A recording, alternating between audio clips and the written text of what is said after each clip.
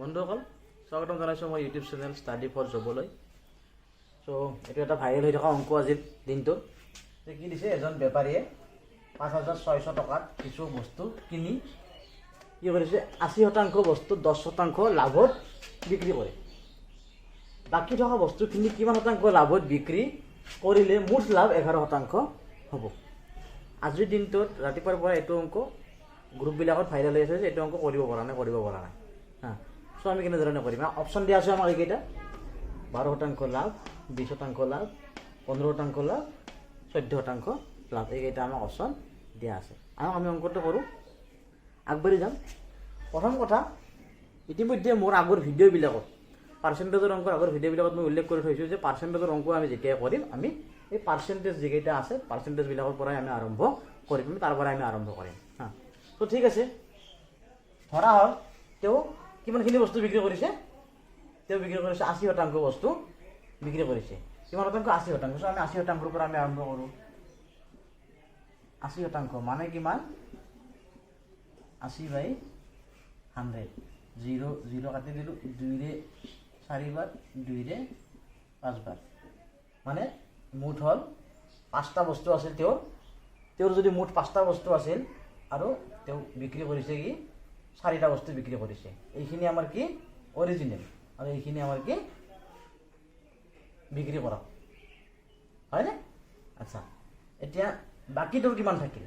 এই 4টা বস্তু বিক্ৰী কৰিছে, এই 5টা বস্তু মুঠ আছে, হয়নে? বাকী কিমান থাকিল? তেওঁৰ বাকী থাকিল, আমি এইখিনিৰ পৰা যদি মাইনাছ কৰি দিওঁ, বাকী থাকিলে এটা বস্তু বাকী থাকিল, এই একটো তেওঁৰ বাকী থাকিল। অৰিজিনেল আছিল, এইখিনি হ'ল অৰিজিনেল। এই 4টো আমাৰ কি কৰিছে, ইতিমধ্যে বিক্ৰী কৰি দিয়ে। আৰু এই এটাটো কি হ'ল,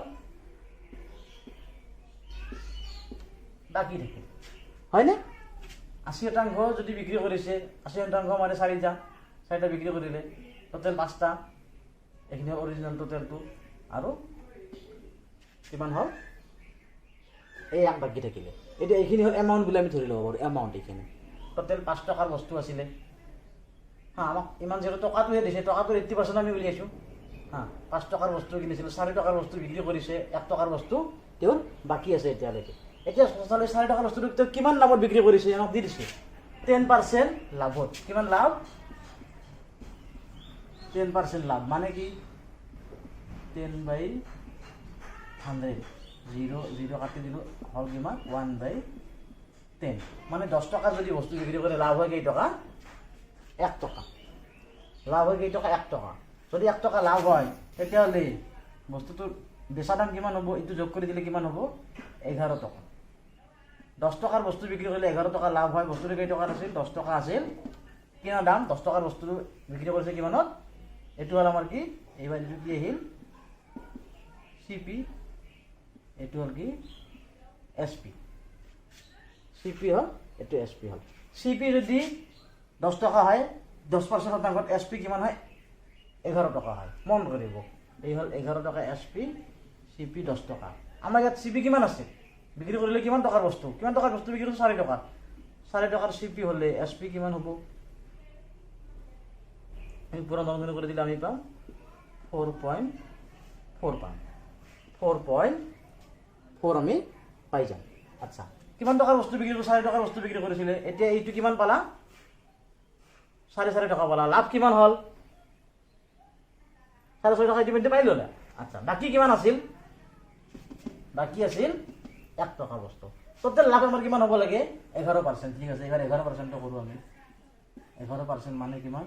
11/100। 11 টকা লাভ, 10 টকাটো CP। আমি যদি যোগ কৰি দিওঁ মুঠ কিমান হ'ব? SP কিমান হ'ব? 111 আৰু তলত CP হ'ল 100। CP হ'ল 100। 111 টকা লাভ, CP হ'ল 11% লাভ হ'ব লাগিলে টোটেল আমাৰ বস্তু কিমান টকাৰ ওপৰত 11% লাভ হ'ব লাগে? এই 5 টকাৰ ওপৰত, হয়নে? চ' 5 টকাত টোটেল কিমান হ'ব? 5 টকাত কিমান হ'ব? এই 5ৰে 20 বাৰ, 111/20। হৰণটো কৰি দিলে আমি কিমান পাম? আমি পাম 5.15 পাম 5.15 পাম হয়নে 5.15 পাম নে হৰণটো কৰি লওকচোন অলপমান ভালদৰে 20 111 5 বাৰ 20 5 গুণ 100 বাৰ মাজে দশমিক বাৰ আহিল 0 আহিল 110 আহিল আকৌ 5 বাৰ আকৌ আহিব কি 5 বাৰ 5.555 পাম ইমানখিনি হ'ল আমাৰ কি হ'ব লাগিব এইটো হ'ব লাগিব আমাৰ মন কৰিব এইটো হ'ব লাগিব এছপি বিক্ৰী মূল্য হ'ব লাগিব কেতিয়া 11% লাভ হ'ব লাগিলে এই 5 টকাৰ বস্তুটোত 11% লাভ হ'ব লাগিলে আমাৰ বিক্ৰী মূল্য হ'ব লাগিব 5 টকা 55 পইচা ইতিমধ্যে আমি বিক্ৰী কৰি কিমান টকা পাইছো এইটো এটা এছপি পাইছো নে নাই আমি ইতিমধ্যে বিক্ৰী কৰি আমি এই 4 টকা 40 পইচা পাইছো 4টা বস্তু বিক্ৰী কৰি আমি 4 টকা 40 পইচা পাইছো 5টা বস্তু বিক্ৰী কৰি আমি পাব লাগে 5 টকা 55 পইচা পাব লাগে তেতিয়াহ'লে আমাৰ যিটো এটা বস্তু আছে এটা বস্তুত কিমান টকা পাব লাগিব আমি বিক্ৰী মূল্য কিমান হ'ব লাগিব বিয়োগ কৰি দিও 4.4 বিয়োগ কৰি দিও 511 আমি এটা বস্তু বিক্ৰী কৰি পাব লাগিব 1 টকা 15 পইচা 1 টকা 15 পইচা আমি পাব লাগিব হয় না এই কোনটো বস্তু বিক্ৰী কৰি পাব লাগিব 1 টকা 15 পইচা বিক্ৰী কৰি আমি এটো যদি আমি এটো আমাৰ কি হ'ব সিপি এই 1 টকাটো যদি সিপি হয় এসপি হ'ব কিমান এটো হ'ব